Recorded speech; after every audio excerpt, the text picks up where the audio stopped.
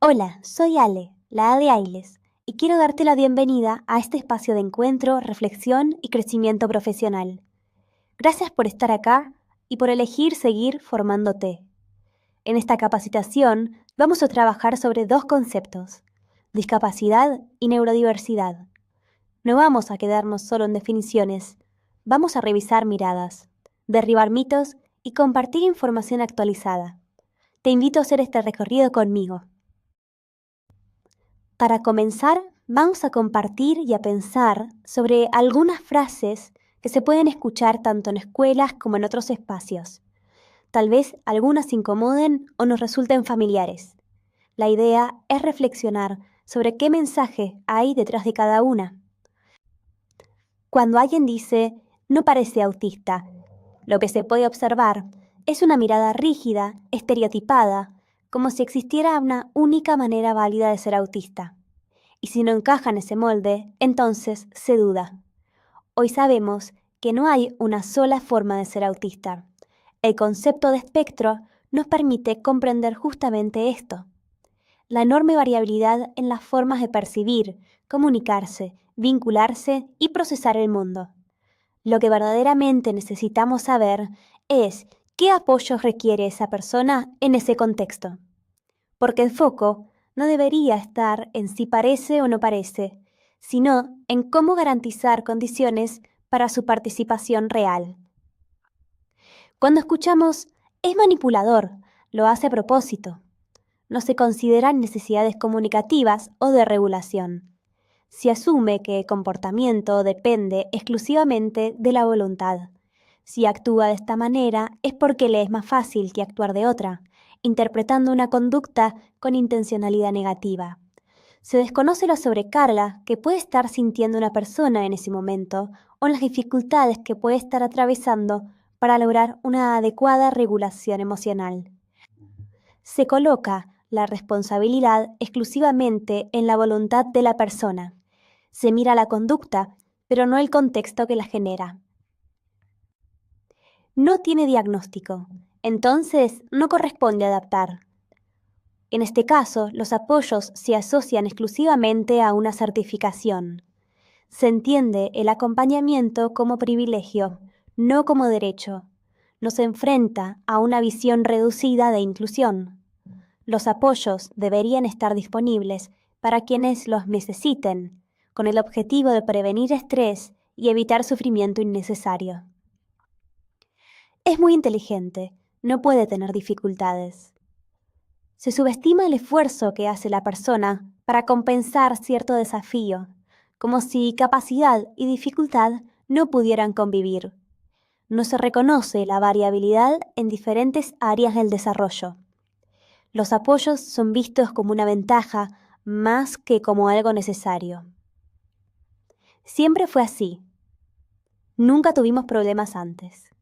Acá aparece cierta resistencia y cambio.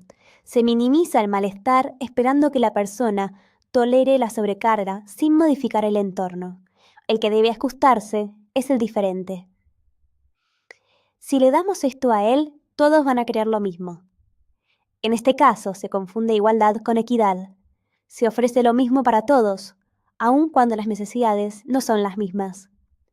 Se parte de la idea de que el apoyo es una ventaja, cuando en realidad es una condición para poder participar en igualdad de oportunidades. En la vida real, nadie se va a adaptar. Tiene que aprender a frustrarse. Y la escuela deja de ser un espacio de formación para convertirse en un espacio de endurecimiento, sosteniendo modelos normalizadores o centrados en la homogeneidad. A través de estas frases podemos ver que detrás de ellas operan modelos y paradigmas que hace tiempo vienen transformándose.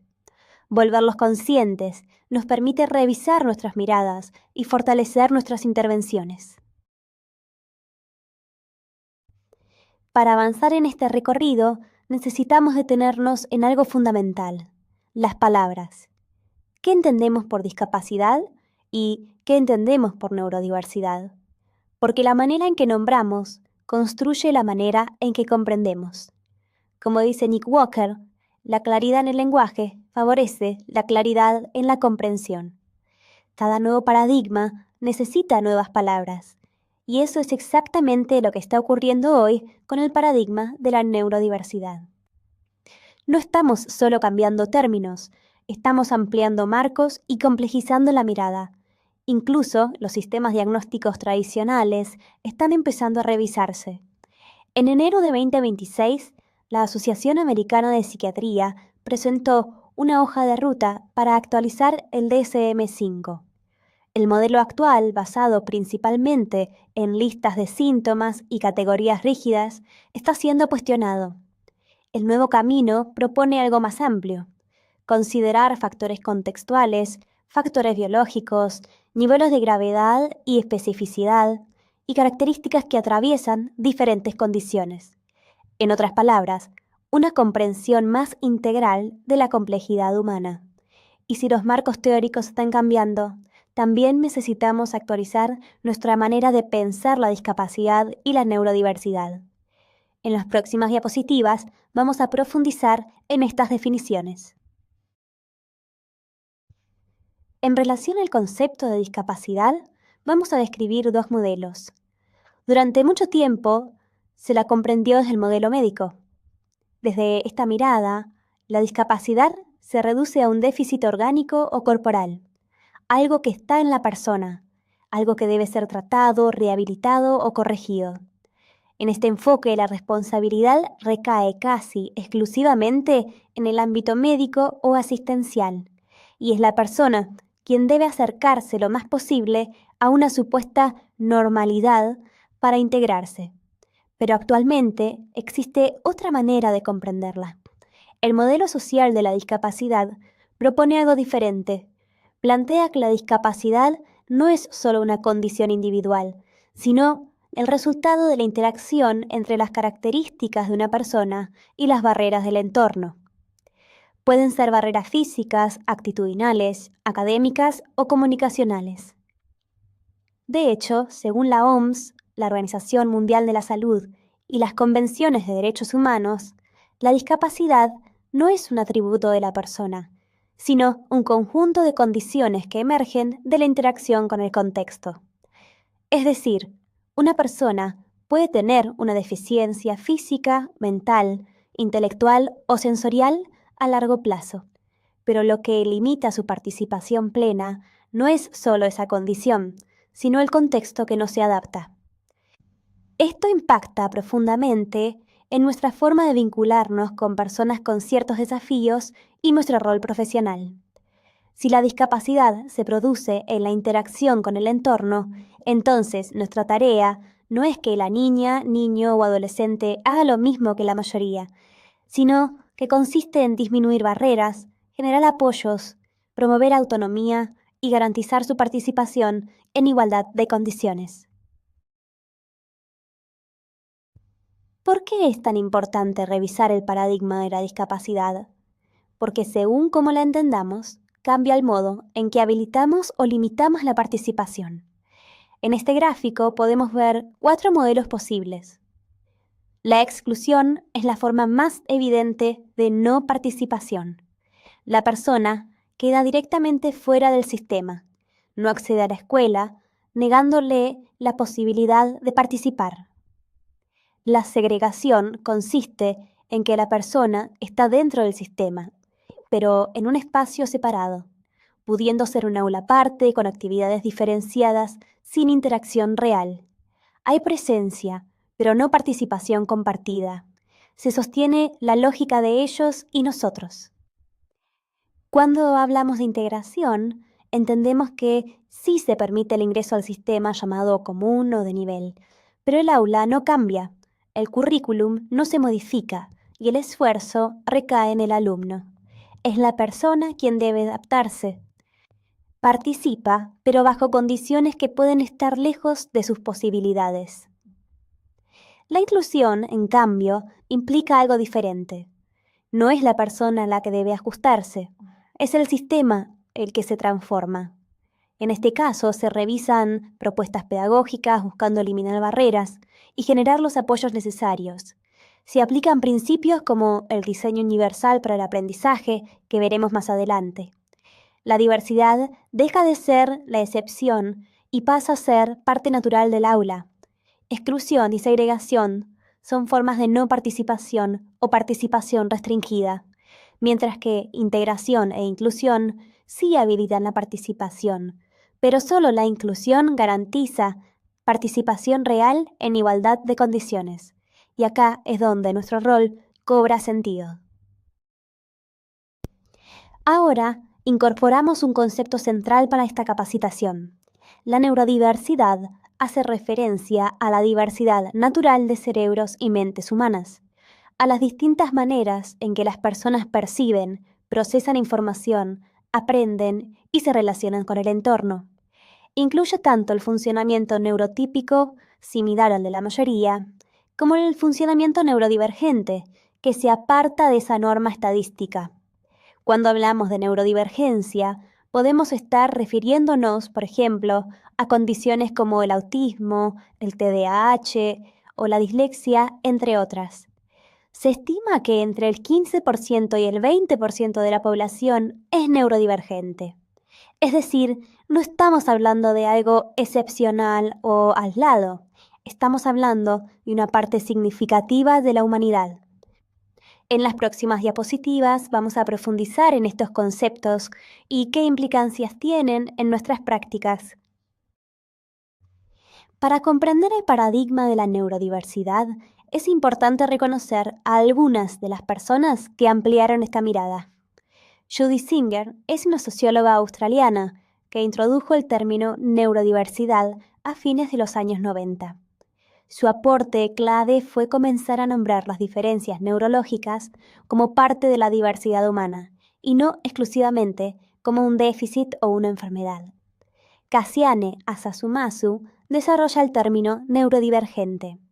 Propone esta palabra como un término paraguas para referirse a personas cuyo funcionamiento neurológico se aparta de lo considerado típico. El concepto incluye no solo el autismo, sino también el TDAH, trastornos del aprendizaje como la dislexia, condiciones psiquiátricas y otras formas de variación neurológica. Arine Eman, investigador en políticas públicas, lleva esta mirada al campo de los derechos y la inclusión social. Plantea que el enfoque médico puede ser útil para abordar aquello que genera sufrimiento o limitaciones concretas, pero que no todo rasgo neurodivergente debe ser patologizado. Nick Walker, profesor e investigador, aporta una definición clara. Define la neurodiversidad como la diversidad natural de los cerebros y mentes humanas, y señala algo fundamental. La diversidad es una característica de los grupos, no de un individuo aislado. Cuando una persona se aparta del funcionamiento considerado típico, hablamos de neurodivergencia, pero nadie está fuera de la neurodiversidad humana. Estas voces ampliaron la mirada y nos invitan a repensar no solo cómo nombramos, sino cómo intervenimos. Cuando hablamos de neurodiversidad, estamos hablando de un cambio profundo en la manera de comprender las diferencias. Durante mucho tiempo se describieron ciertas condiciones como el autismo en términos de trastorno, déficit, patología o disfunción. El foco estaba puesto casi exclusivamente en lo que faltaba. Judy Singer propone un giro conceptual. Plantea que las diferencias neurológicas no deben pensarse únicamente como enfermedad, sino como parte de la diversidad natural de la especie humana. No se trata de negar que existen desafíos o necesidades de apoyo. Se trata de dejar de reducir la diferencia a patología. Nick Walker lo define con claridad. La neurodiversidad es la diversidad de cerebros y mentes humanas, las variaciones infinitas en el funcionamiento neurocognitivo dentro de nuestra especie. Es importante entender algo central. La diversidad es una característica de un grupo y no de un individuo aislado. Nadie tiene neurodiversidad, todos formamos parte de ella. Desde esta perspectiva, los cerebros humanos funcionan de múltiples maneras. No existe un único cerebro normal frente a otros deficitarios. Existen diferentes modos de procesar, aprender, sentir y comunicarse. Arine Eman aporta otra dimensión importante. distinguir entre aquello que genera sufrimiento o limitación y requiere apoyo, y aquello que simplemente es diferente, pero no problemático en sí mismo. El paradigma de la neurodiversidad nos invita a no patologizar rasgos que forman parte de la identidad neurológica de una persona cuando no implican un desafío significativo. Vamos a definir el término neurotípico. Una persona neurotípica es aquella cuyo funcionamiento neurocognitivo se ajusta a los estándares dominantes de normalidad. Es decir, su forma de procesar información, comunicarse, regular emociones y aprender coincide con lo que la mayoría considera típico. Para entenderlo mejor, pensemos en el cuento Por cuatro esquinitas de nada de Jerome Ruller. En la historia, la mayoría de los personajes son redondos. Las puertas son redondas. El espacio está diseñado para figuras redondas. Eso es lo que representa lo neurotípico, la mayoría. El cuadradito no puede pasar por la puerta. Pero el problema no es cuadradito. El problema es que el entorno fue diseñado para una única forma. Lo neurotípico no es mejor, es simplemente lo más frecuente. Y cuando el mundo, la escuela, los tiempos, las formas de comunicación está organizado según ese funcionamiento mayoritario, quienes no encajan encuentran barreras. Y ahí volvemos al modelo social. La dificultad no está solo en la persona, está en la puerta. En el cuento, cuando Cuadradito no puede pasar por la puerta redonda, lo primero que sucede no es que se cuestione la puerta. Cuadradito intenta estirarse, se dobla, se deforma y hace un esfuerzo enorme para encajar. Incluso aparece una propuesta muy significativa: cortarle las esquinas. Como si la solución fuera modificarlo a él para que se adapte a la forma de la mayoría. Pero en un momento alguien se detiene a pensar que tal vez el problema no sea Cuadradito, sino la puerta. Y entonces ocurre algo simple, pero profundamente transformador. Recortan cuatro esquinitas de nada, y la puerta deja de ser una barrera. Cuadradito puede entrar sin dejar de ser cuadrado. Ese es el punto central. No se trata de que la persona se deforme, se esfuerce hasta limitarse o renuncie a partes de sí mismo para encajar. Se trata de revisar el diseño del entorno, y ahí el cambio es estructural. Una persona neurodivergente es aquella cuyo funcionamiento cognitivo se aparta significativamente de los estándares dominantes de la normalidad. Es decir, su manera de procesar, aprender, regularse o comunicarse no coincide con lo más frecuente. Es un concepto amplio que incluye distintas formas de variación neurológica como el autismo, el TDAH, la dislexia, la discalculia, Tourette, altas capacidades, entre otras. Puede tratarse de diferencias innatas, adquiridas o combinadas. Las imágenes nos ayudan a entenderlo. En la imagen de la izquierda vemos una clasificación de diagnósticos descritos como trastornos de desarrollo neurocognitivo, mientras que en la imagen de la derecha podemos apreciar cómo este cambio de enfoque hace que entendamos diferente la forma de mirar la realidad de las personas. En esta curva de Gauss, lo neurotípico ocupa el centro de lo más frecuente.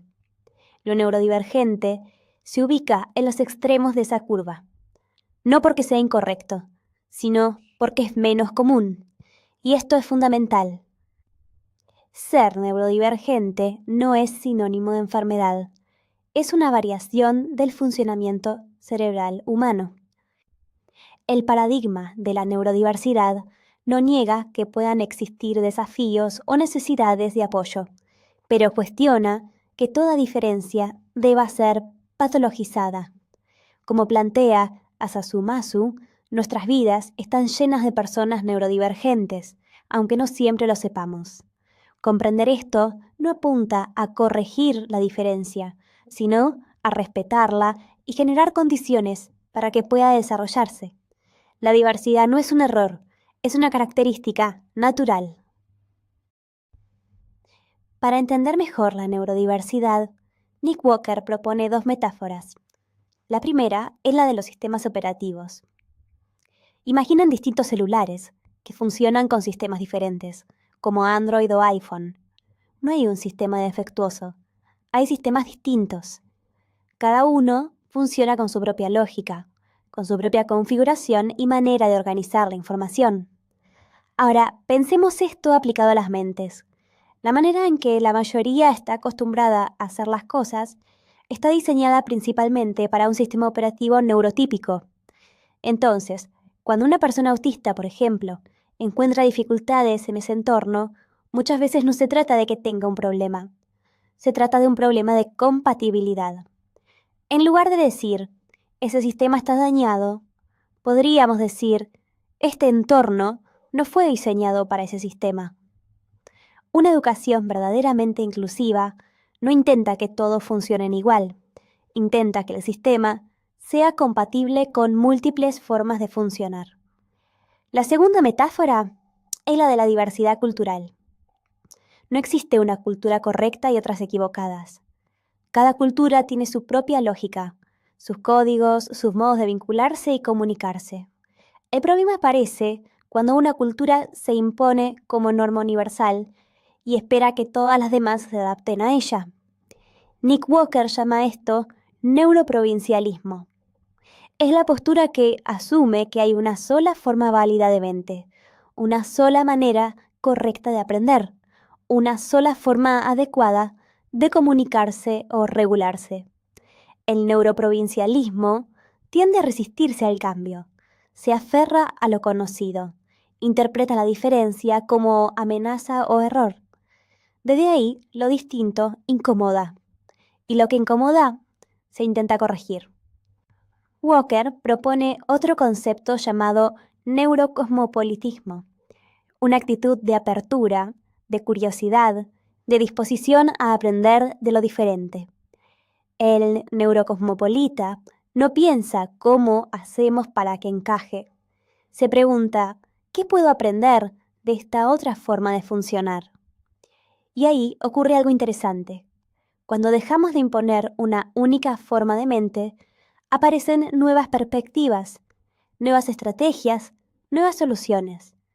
La diversidad no empobrece al sistema, lo enriquece, genera creatividad, amplía posibilidades y abre oportunidades de crecimiento. No se trata solo de tolerar la diferencia, sino de reconocer su valor. Así como la biodiversidad fortalece los ecosistemas, la neurodiversidad fortalece la sociedad. La diversidad no es un error, es una característica natural y valiosa del sistema. Una vez que comprendemos qué es la neurodiversidad, la siguiente pregunta es inevitable. ¿Cómo trabajamos con ella en la escuela?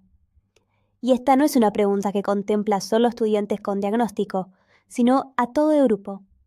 Porque la inclusión no es un dispositivo para algunos, es una forma de pensar el aprendizaje para todos. Trabajar con la neurodiversidad implica reconocer fortalezas, identificar barreras, diseñar apoyos, realizar adecuaciones cuando son necesarias. Implica pensar herramientas como el DUA, el diseño universal para el aprendizaje, proyectos pedagógicos individuales, en dispositivos educativos de inclusión y en estrategias que amplíen el acceso y la participación. No todos los niños aprenden de la misma manera, tampoco memorizan, resuelven problemas o comprenden del mismo modo. Y eso no es un error, es diversidad cognitiva. Nuestro desafío es ampliar la mirada para detectar qué necesita cada estudiante.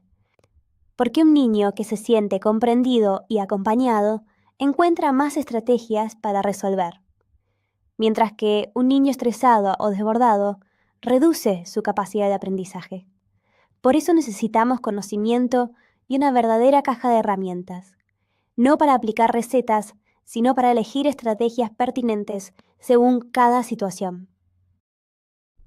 Si queremos trabajar con la neurodiversidad en la escuela, el primer paso es cambiar el punto de partida.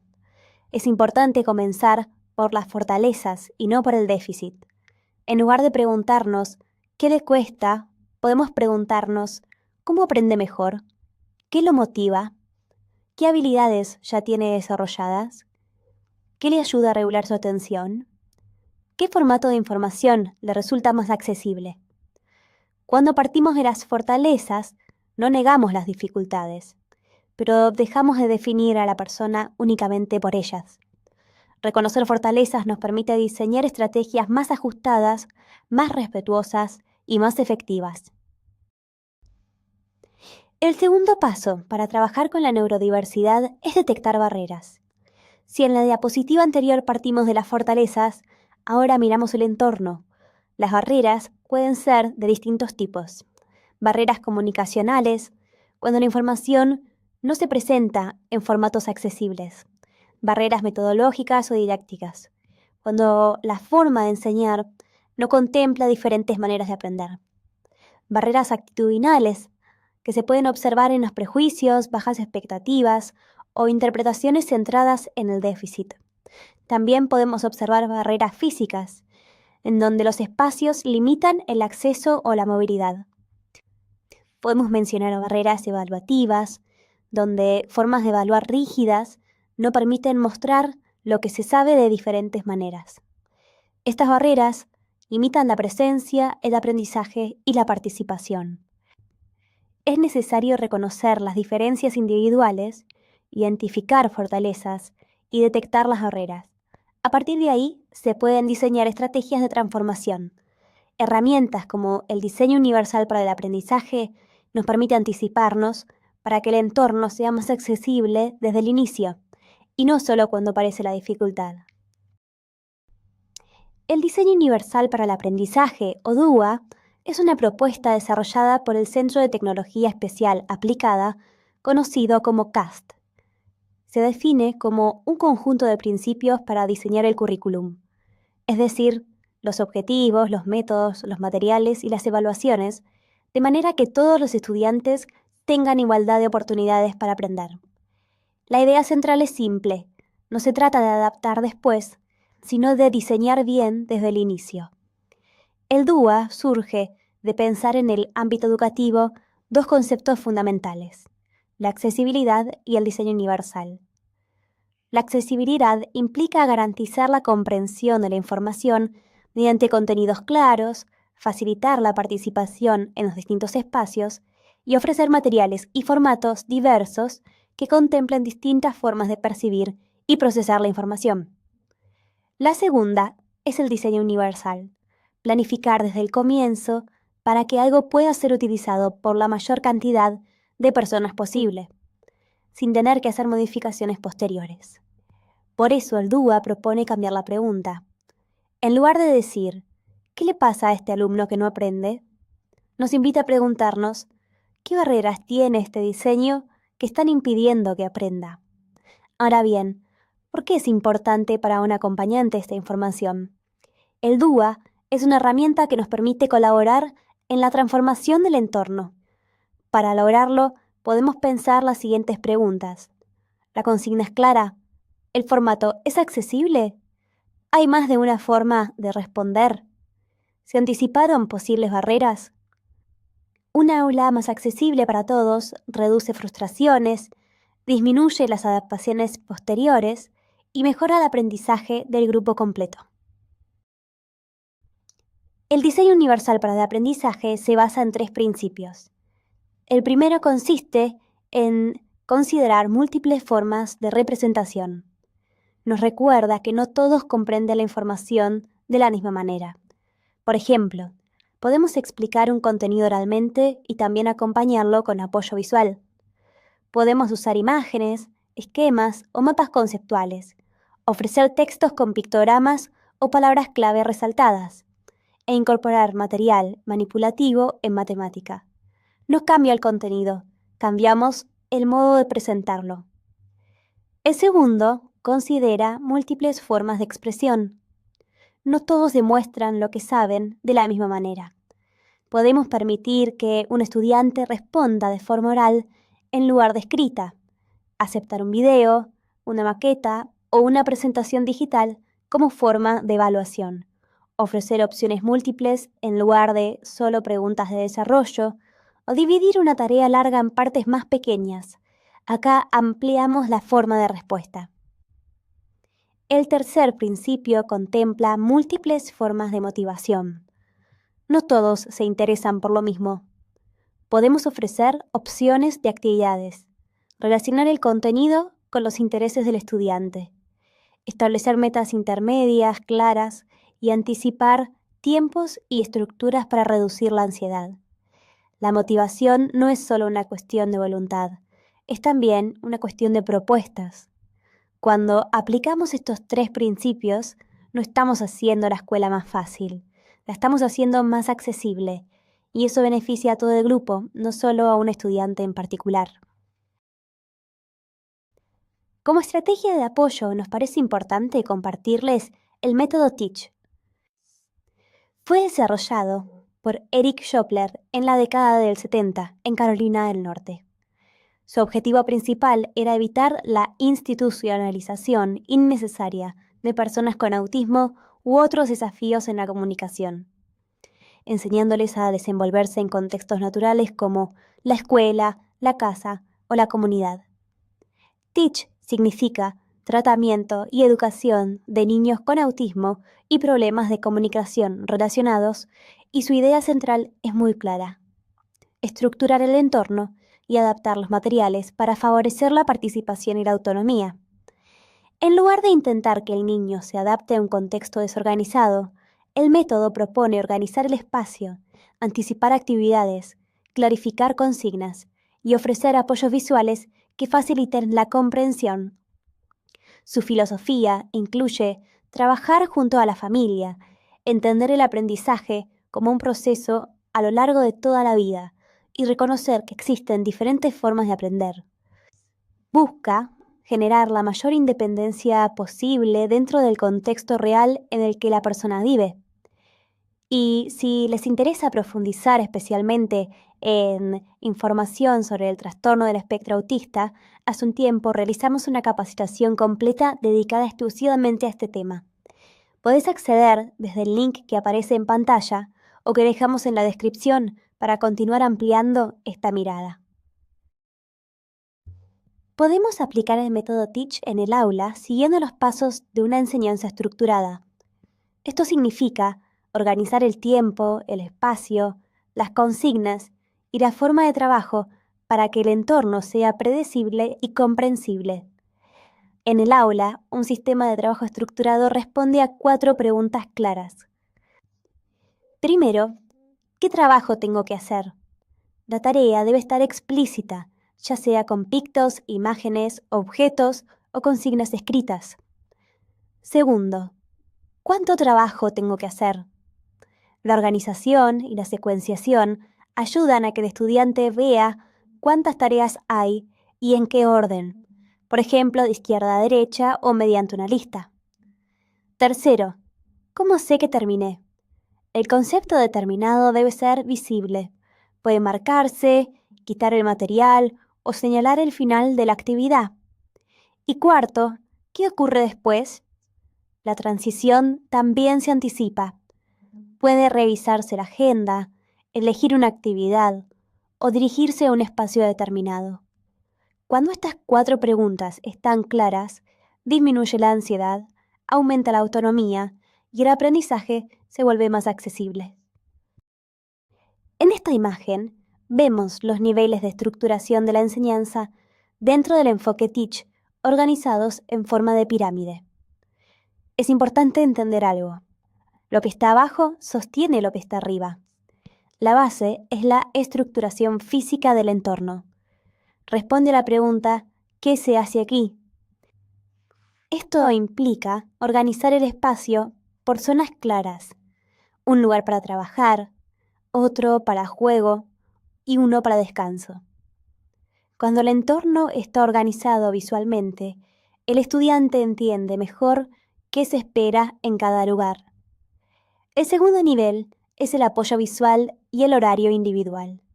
Responde a la pregunta: ¿cuándo se hace? Aquí aparecen las agendas visuales, cronogramas o secuenciación que anticipa el día o la actividad. Esto reduce incertidumbre y ansiedad, porque hace visible el paso del tiempo y lo que va a ocurrir. El tercer nivel es el sistema de trabajo estructurado. Responde a la pregunta, ¿qué debo hacer? La tarea está organizada de manera clara. ¿Qué actividad corresponde? ¿Cuánto hay que hacer? ¿Y qué materiales se usan? El cuarto nivel son las rutinas y estrategias de trabajo. Responde a la pregunta, ¿qué hago y cómo lo hago? Aquí se enseñan formas estables de iniciar, desarrollar y cerrar tareas. Y en la parte superior está la estructura visual del cómo se hace. Es el paso a paso concreto, apoyos que muestran visiblemente cómo realizar una actividad específica. La pirámide nos muestra que cuanto más clara y predecible es la base, espacio y tiempo, más fácil es que el estudiante pueda comprender la tarea y avanzar hacia la autonomía. Para cerrar, queremos retomar la idea de Adele Diamond, investigadora en el desarrollo temprano de las funciones ejecutivas. Ella nos recuerda algo fundamental. Existe una relación inseparable entre el bienestar social, emocional y cognitivo. Un niño que se siente seguro y feliz tiene mayor flexibilidad cognitiva, puede considerar alternativas y mejora su memoria de trabajo. En cambio, cuando está estresado, presionado o triste, estas funciones se ven afectadas. Cuanto más lo apuramos o exigimos más de lo que pueden, crecen las posibilidades de que se equivoque, tenga o no un desafío en su desarrollo. Por eso los apoyos no son un privilegio, son una condición para el aprendizaje. Generar entornos más predecibles, accesibles y comprensivos no solo facilita el aprendizaje, también protege el bienestar emocional. Como acompañantes, docentes y profesionales, tenemos la posibilidad de disminuir el estrés y aumentar la confianza. Podemos hacerles sentir que creemos en ellos. Podemos transmitirles que, cuando aparece un desafío, no están solos, que juntos podemos encontrar la manera de que puedan aprender. Los apoyos no bajan expectativas, generan condiciones para que cada estudiante pueda desplegar su potencial. Esperamos que esta capacitación sobre discapacidad y neurodiversidad te haya resultado útil y te invite a seguir reflexionando sobre tu rol, tus intervenciones y la manera en que acompañamos a cada estudiante. Escanea este QR para responder el Forms que te habilita a acceder al certificado. También dejamos en la descripción el link de acceso. Gracias por acompañarnos. Hasta la próxima.